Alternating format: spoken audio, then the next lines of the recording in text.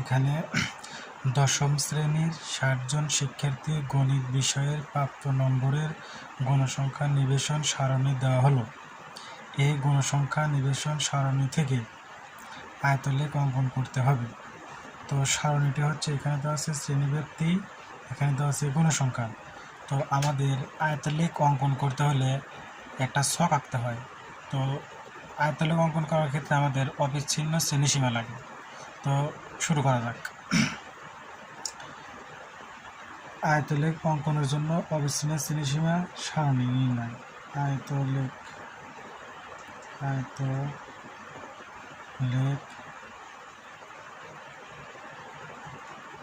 অঙ্কনের জন্য অবিচ্ছিন্ন শ্রেণীসীমা নিবেশন সারণী তৈরি করি। নিবেশন সারণী তৈরি করি। তো সারণীটা হবে হচ্ছে এরকম। তো এটা হচ্ছে সারণী। তো সারণীর প্রথমে হবে হচ্ছে শ্রেণীব্যাপ্তি।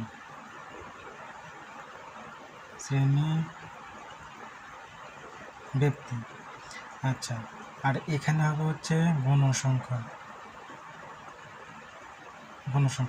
তো শ্রেণীব্যাপ্তি আমাদের এখানে যা দেওয়া আছে এটাই শুধু এখানে বসাতে হবে। তো দেখো, প্রথমে আছে 24 থেকে 33, তারপর আছে 34 থেকে 43, তারপরে 44 থেকে 53,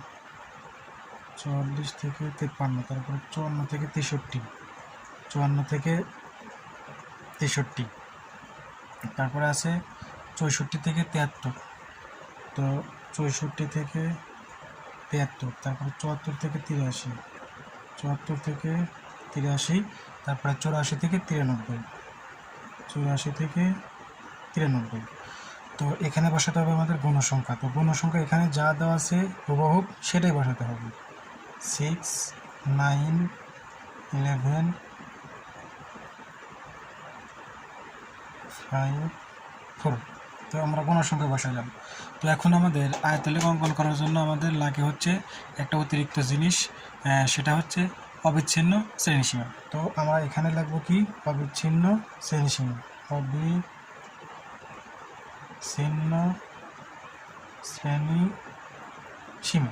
তো অবিচ্ছিন্ন শ্রেণীসীমা নির্ণয় করতে হলে আমাদের দেখো, এখানে যে সংখ্যাটা দেওয়া থাকবে সেখান থেকে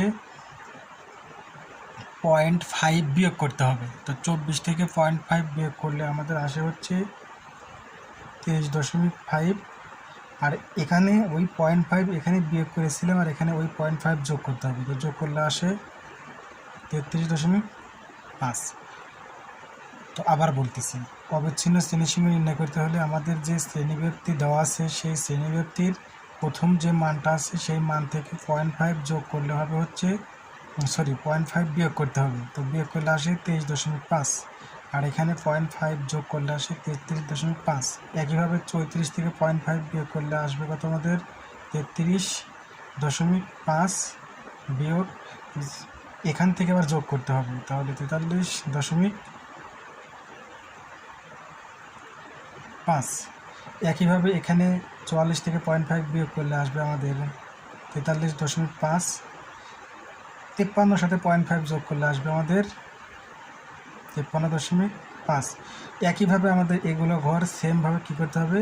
এই ঘরটা আমাদের কী করতে হবে? পূরণ করতে। তো আমরা এখন কী করলাম? এই ঘরগুলো পূরণ করলাম। আমি আবারও বলতেছি, অবিচ্ছিন্ন শ্রেণীসীমা নির্ণয় করতে হলে এখানে যে সংখ্যাটা দেওয়া থাকবে সেখান থেকে 0.5 বিয়োগ, তার মানে 24 থেকে 0.5 বিয়োগ করলে হয় 23.5। আবার এখানে যে সংখ্যা থাকবে তার সাথে 0.5 যোগ, তো 33-এর সাথে 0.5 যোগ করলে 33.5 আসে। এখানেও সেম কাহিনী করতে হবে, এখানেও সেম, এখানেও সেম। তোমার প্রত্যেকটা ঘরেই সেমভাবে আমাদের অবিচ্ছিন্ন শ্রেণীসীমা বের করতে হবে। তো এখন এই অবিচ্ছিন্ন শ্রেণীসীমার মাধ্যমে আমাদের কী করতে হবে? আয়তলেখটা অঙ্কন করতে হবে। তো আয়তলেখ অঙ্কন করার ক্ষেত্রে আমাদের আয়তলেখ লাগবে। তো আয়তলেখ আমাদের কিভাবে আয়তলেখে এই মানগুলো বসাবো এখন তোমরা সেটা দেখতে পারবা।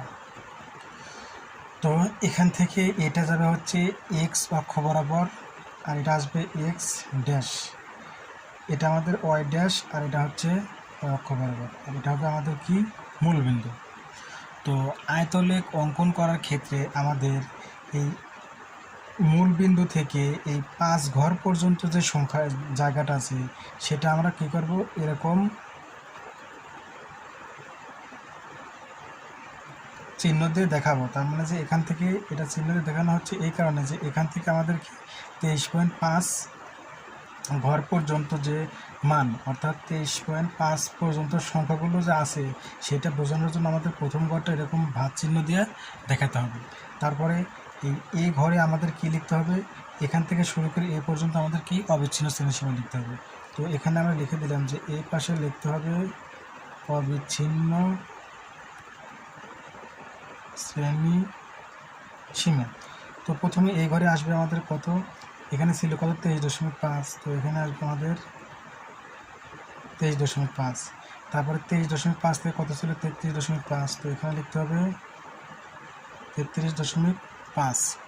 আবার এখানে লিখতে হবে আমাদের কত 33.5, তারপর 43.5, এখানে আসবে 43.5, এখানে আসবে 53.5, এখানে আসবে 63.5, এখানে আসবে 73.5, এখানে আসবে 83.5, আর এখানে আসবে 93.5। তার মানে এই যেখানে যে সংখ্যাগুলো আছে সেই সেম সংখ্যাগুলো আমরা কী করছি 5 ঘর পর পর এই অবিচ্ছিন্ন শ্রেণীসীমায় মানগুলো বসিয়ে দিছি। আর এখান থেকে এইদিকে যেগুলো যাবে সেগুলো হচ্ছে আমাদের কি গৌণ সংখ্যা, এগুলো আমাদের কি গৌণ সংখ্যা। তো গৌণ সংখ্যা এটা মূল বিন্দু, তাহলে এখানে আমাদের 5 ঘর গেলে এখানে 5, এটা হচ্ছে 10 ঘর, এটা আমাদের 15 ঘর, এটা আমাদের 20 ঘর, এটা আমাদের কত ঘর 25 ঘর। তো এইদিকে যাবে গৌণ সংখ্যা, এইদিকে আসবে অবিচ্ছিন্ন শ্রেণীসীমা।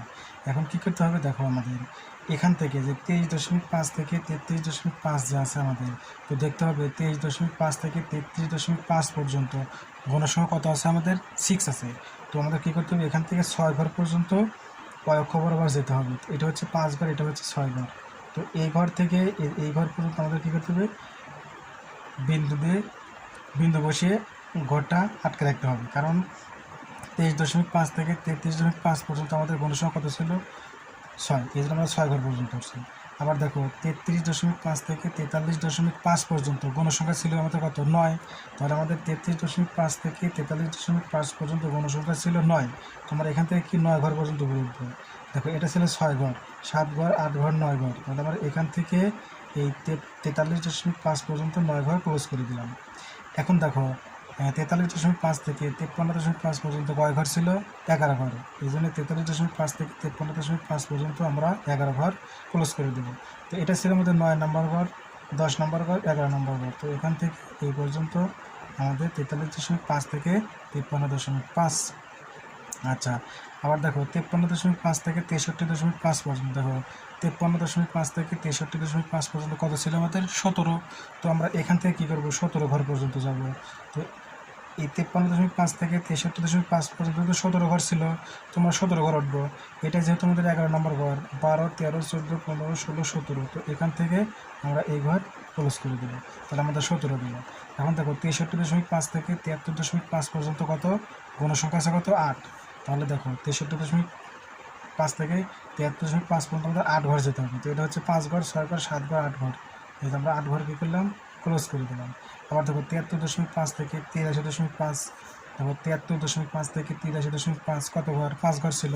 তো আমরা এখান থেকে কয় ঘর উঠবো 5 ঘর উঠবো। দেখো এটা 5, তাহলে এখান থেকে আমরা এই ঘর কী করে দেবো ক্লোজ করে দেবো।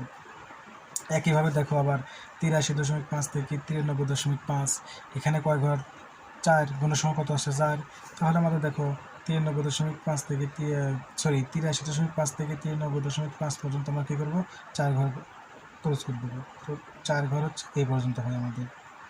আচ্ছা, এখন কি করতে হবে, তোমাদের এই ঘরগুলো ক্লোজ করার পর কী করতে হবে, এই ঘরগুলো আমাদের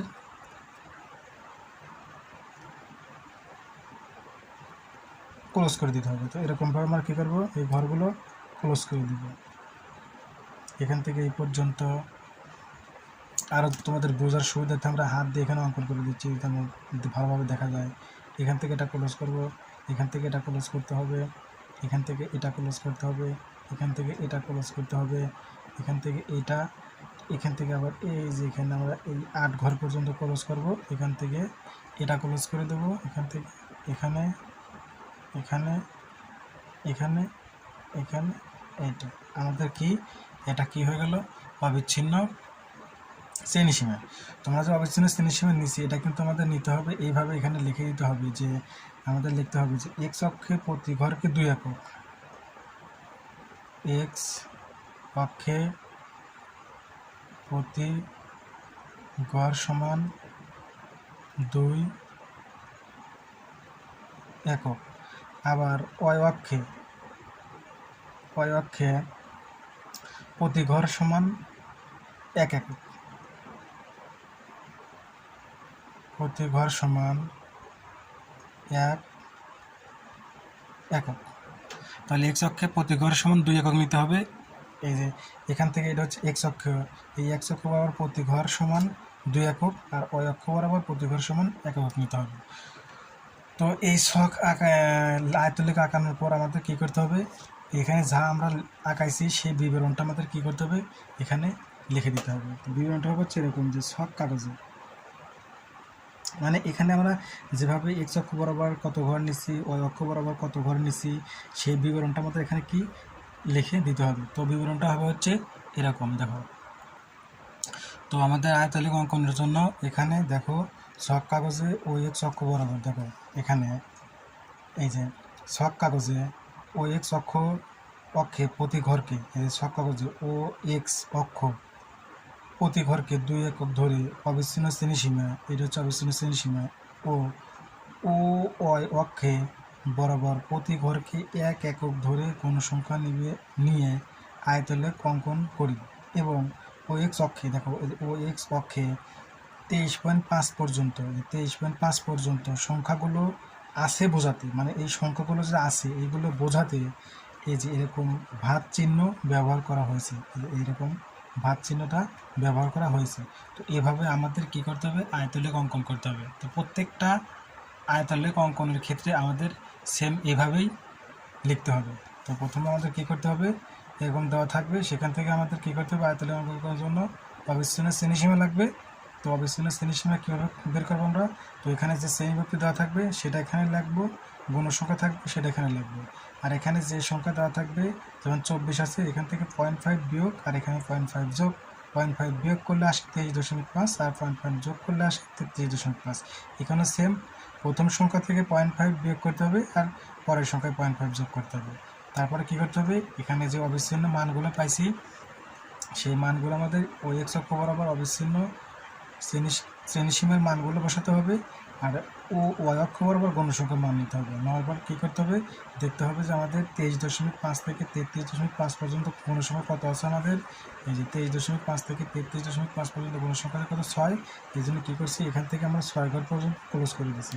একইভাবে 33.5 থেকে 43.5 পর্যন্ত আছে আমাদের কত, 9 ঘর পর্যন্ত পূরণ করে দিচ্ছি। দেওয়ার পর এগুলো কী করতে হবে, আমাদের এভাবে অঙ্কন করে দেখাতে হবে। তো পরীক্ষার খাতায় কিন্তু আমাদের কলম দিয়ে অঙ্কন করা যাবে না, সেখানে আমাদের পেন্সিল দিয়ে অঙ্কন করে দেখাতে হবে।